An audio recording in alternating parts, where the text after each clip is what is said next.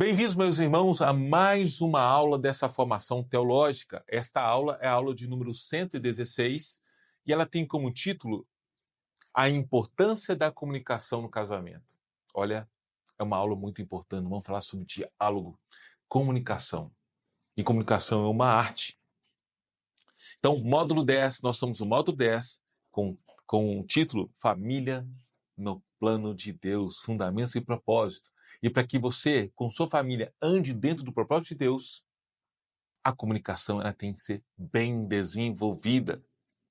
Comunicação conjugal, ela é o centro, a chave do relacionamento familiar. Nunca é demais frisar, meu irmão, minha irmã, esta verdade. Nunca é demais. Para um bom desenvolvimento familiar, de um bom relacionamento conjugal saudável, é preciso desenvolver uma boa comunicação. Mas o que é comunicação? Comunicação é o processo verbal ou não verbal de transmitir informação a uma outra pessoa, de maneira que ela entenda o que está sendo dito. Nós temos uma linguagem, e essa linguagem que nós temos transmite ideias e informações, e nós temos que ter o cuidado no transmitir a informação. Isso se chama comunicação. E uma boa comunicação também requer que a mensagem enviada seja idêntica à mensagem recebida. Muitos dizem, você já deve ter ouvido esta frase, eu sou responsável por aquilo que falo, e não pelo que você entende. Você acha que essa frase está correta? Essa frase está totalmente incorreta. Por quê? Na arte da comunicação, a mensagem enviada precisa ser a mesma recebida. Tem que ser exatamente a mesma recebida. Os grandes comunicadores, eles trabalham essa arte da comunicação para que aquilo que for dito por eles seja aquilo que vai ser recebido pelo telespectador. Só para você ter uma ideia, né, dentro da arte da comunicação familiar, na comunicação conjugal, o homem e a mulher se comunicam de formas diferentes. A mulher se comunica por meio da emoção e o homem por meio da razão. E aí cabe um adendo aqui. Ele, o homem, compreende o que está dito e não o que está por trás das palavras. Então, quando você for falar com o homem, com o marido, viu, minha irmã? Seja direto, não dê voltas. Seja direto com ele. A comunicação é uma arte. E aí, o óbvio precisa ser dito. Eu sempre digo isso. Aqui na nossa casa, na nossa igreja, nós temos um curso para família. Um curso chamado Bem Casados. E eu e minha esposa somos um dos professores. E algo que eu menciono muito para os casais aqui, dentro dessa matéria comunicação, é que o óbvio precisa ser dito. Você não pode tratar algo que você não disse anteriormente com seu cônjuge. Então, seja claro, seja objetivo, seja direto. Trate de forma clara aquilo que precisa ser conversado, comunicado. Ok? Provérbios 18, verso 21 diz assim: a morte e a vida estão no poder da língua. O que bem a utiliza, come do seu fruto. Através da comunicação, podemos gerar vida como também a morte. Olha que importante isso, meu irmão. Olha que importante. Quando usamos palavras de incentivo e de valorização, de consolo, ou quando dizemos que amamos, estamos comunicando algo. O que estamos comunicando, Alberto? Nós estamos comunicando vida. Então, olha, sempre dê uma palavra de incentivo, de valorização, de consolo, de força. Palavras assim, eu te amo. Você precisa comunicar essas verdades, essa vida dentro do seu lar. Olha Provérbios 25, verso 11. Olha que lindo que está lá. Como maçãs de ouro em salvas de prata, assim é a palavra dita ao seu tempo. Tem coisas que nós vamos dizer, tem que ser dita a um tempo específico, em umas circunstâncias específicas. Ou seja, o que nós temos em contraste a isso? Através da capacidade de expressão, podemos produzir morte. Ou você produz vida ou você produz morte No Antigo Testamento a gente viu isso. Nós temos caminhos de vida e caminhos de morte. Qual aquela que você vai escolher? Então, muito sai pela comunicação, pela fala, pelo diálogo. Comunique sempre vida. Morte dos sonhos, da disposição de lutar, morte da autoestima, morte da beleza do amor. Dependendo como as palavras forem colocadas, ela vai produzir morte disso tudo e muito mais. O amor jamais acaba, mas poderá ter a beleza comprometida e o brilho ofuscado pelas palavras se elas forem mal colocadas. Se ao seu tempo ela for colocada de uma forma não apropriada. A comunicação é algo fascinante que vai além das palavras. Expressões faciais, olhares, gestos, toques podem ser usados com muita habilidade na arte de transmitir ideias, pensamentos e sentimentos. Agora, olha que interessante. Comunicação gera o quê? Comunhão.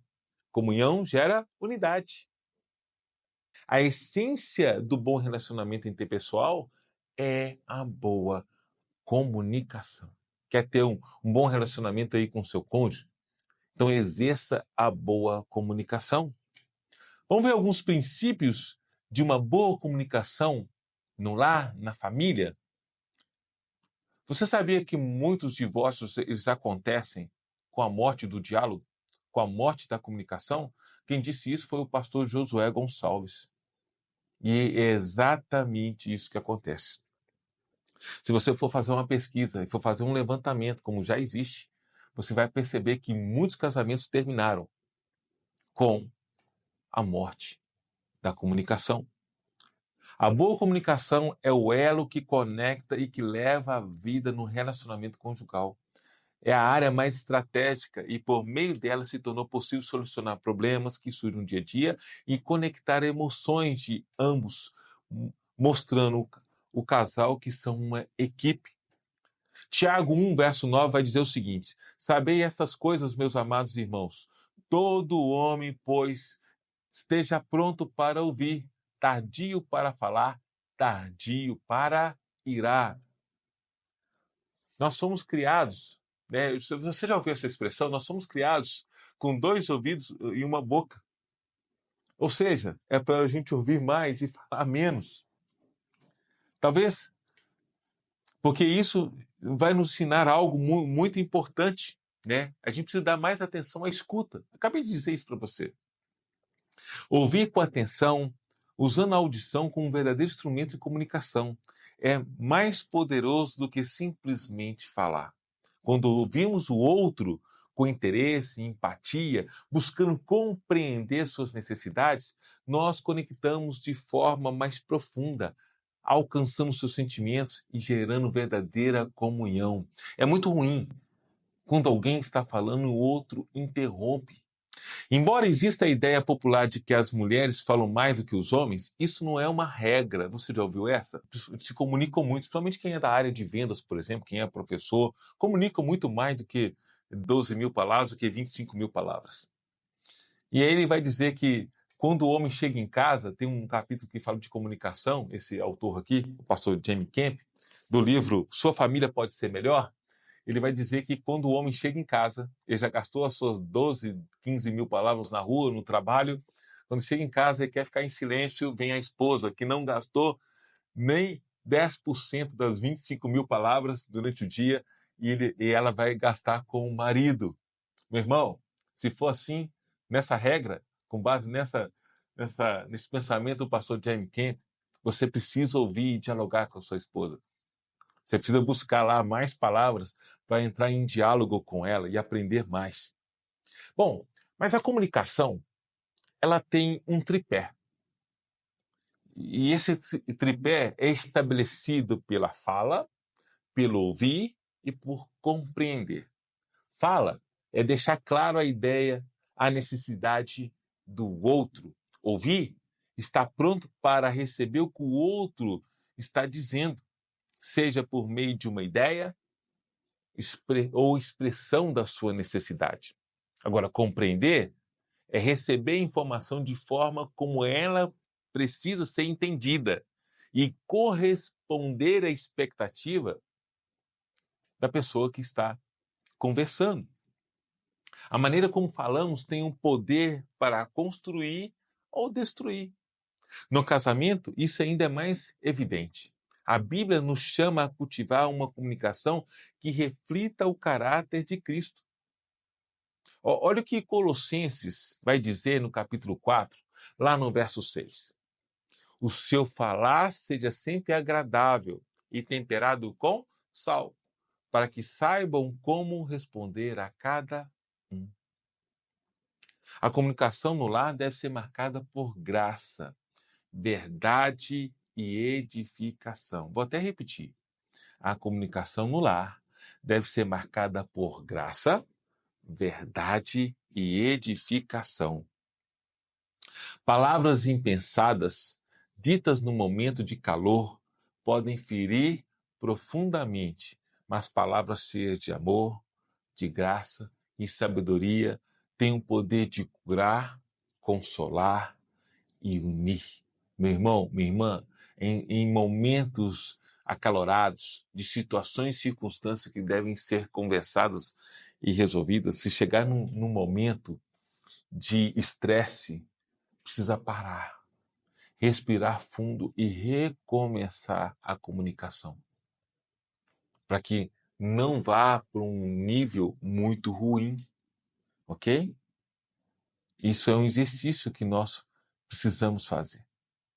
Isso faz parte de um desafio da comunicação. E por falar nisso, a comunicação conjugal tem alguns desafios comuns. Vamos entender quais são os mais frequentes desafios da comunicação conjugal? O primeiro ponto que eu quero colocar são 3. O primeiro é barreiras emocionais, traumas, mágoas antigas, frustrações não resolvidas podem calar o diálogo. Conflitos não resolvidos, quando discussões passadas continuam influenciando o presente, a comunicação se torna defensiva e reativa. Deixa eu fazer uma pergunta para você sobre esse ponto de conflitos não resolvidos. Um copo ele transborda com a primeira ou com a última gota? Pense bem. Se você puder, escreva aqui embaixo. O copo transborda com a primeira ou com a última? O copo transborda com a primeira. O copo transborda com a última gota. Escreva aí. Então vamos lá. Um copo transborda é com a primeira gota e não com a última. Sabe por quê?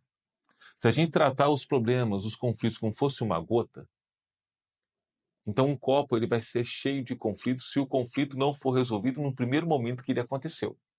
Então vem o primeiro conflito não resolvido, depois vem o segundo, depois vem o terceiro em forma de gota, o quarto, o quinto. Quando você for observar, o copo está lá e a última gota que cai faz com que ele transborde. Mas ele não transbordou por causa da última gota, mas por causa da primeira. A primeira que não foi resolvida. Então, meu irmão, minha irmã, quando acontecer uma situação, qualquer que seja ela, procure resolver no mesmo momento. Se precisar de um momento ali para esfriar a cabeça, mas não deixe virar o dia. Procure resolver isso no mesmo dia. Chega, nem que vá lá tomar uma água, volte. Vamos conversar de novo? Vamos voltar para o início? Começa e resolva o problema.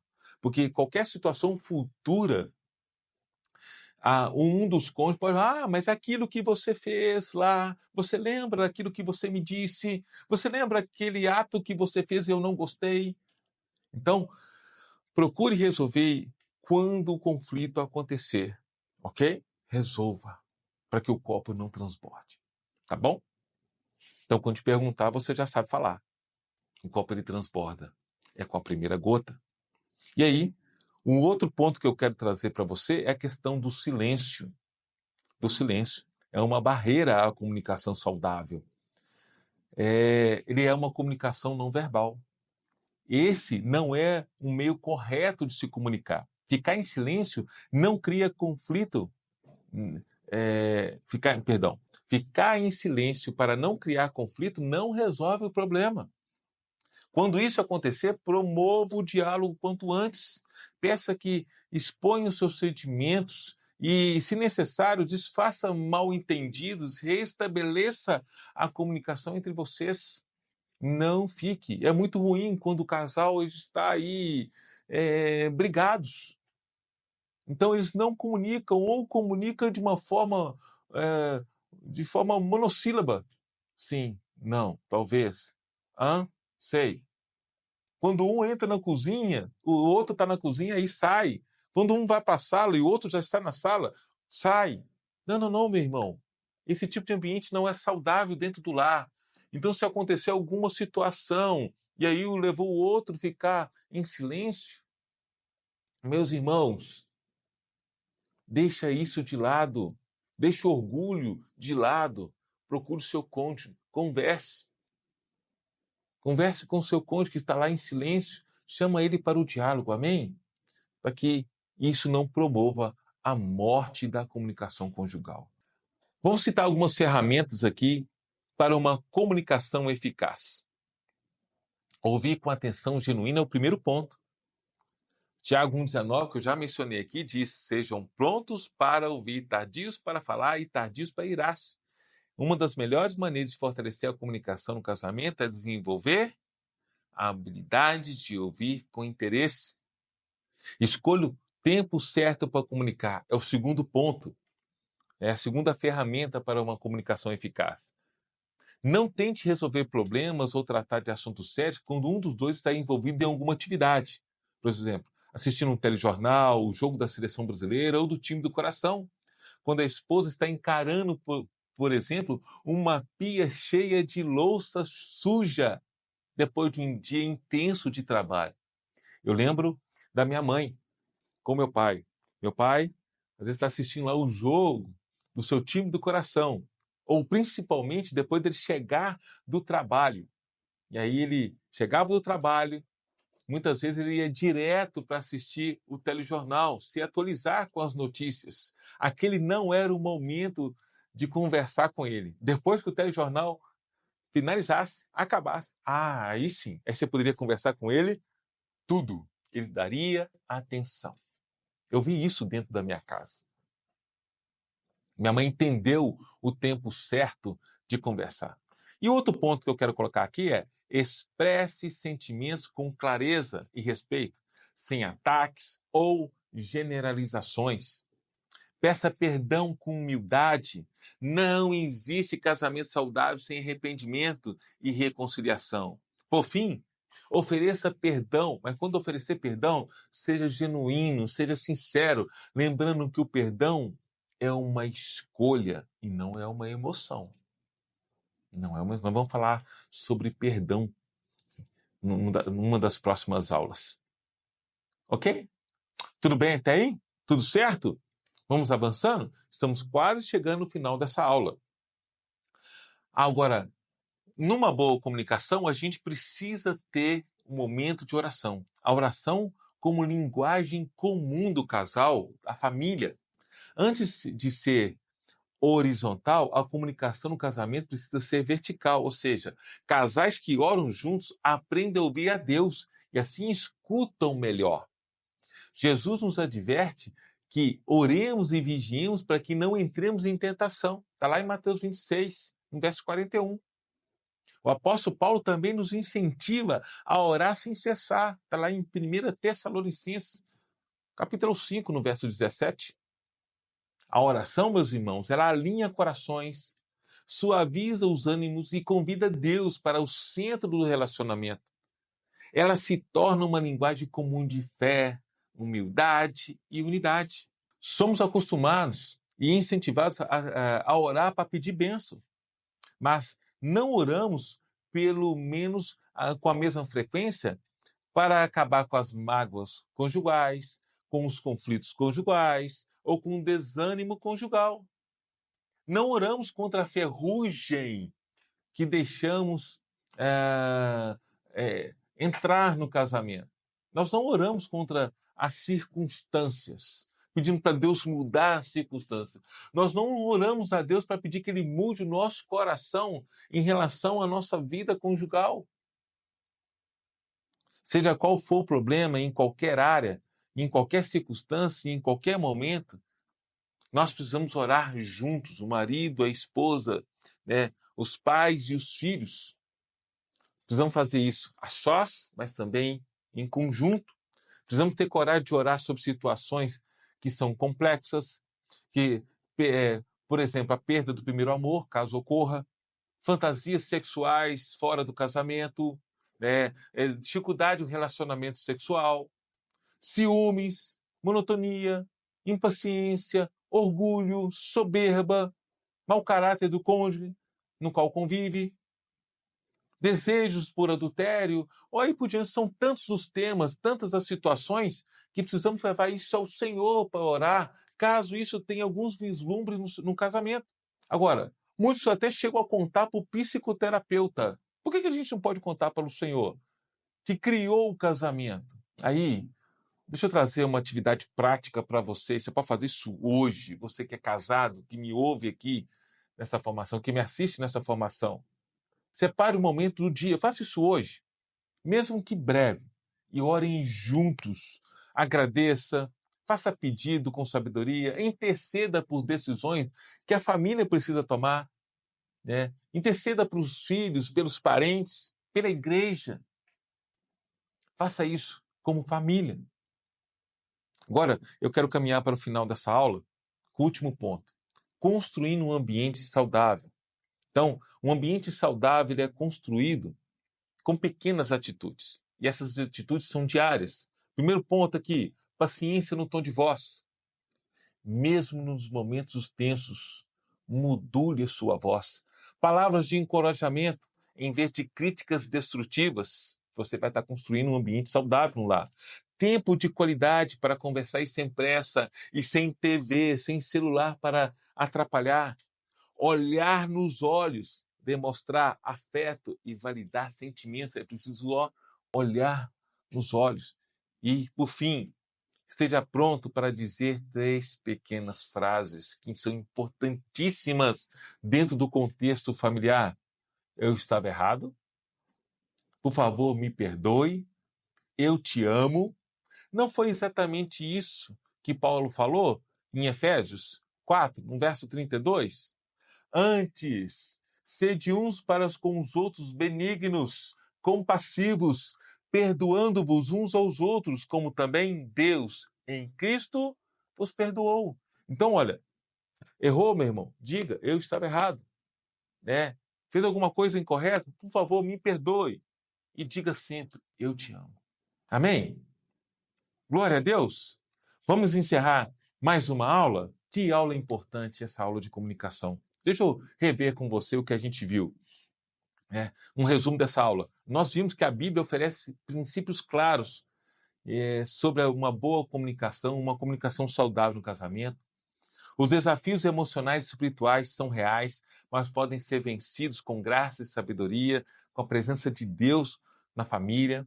Ouvir com empatia, falar com amor, perdoar com sinceridade e orar juntos são ferramentas práticas e transformadoras.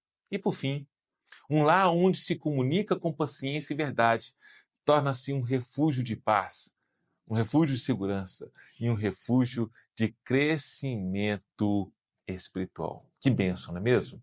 Olha, a aula de comunicação é muito importante e ela deve ser praticada diariamente. Amém?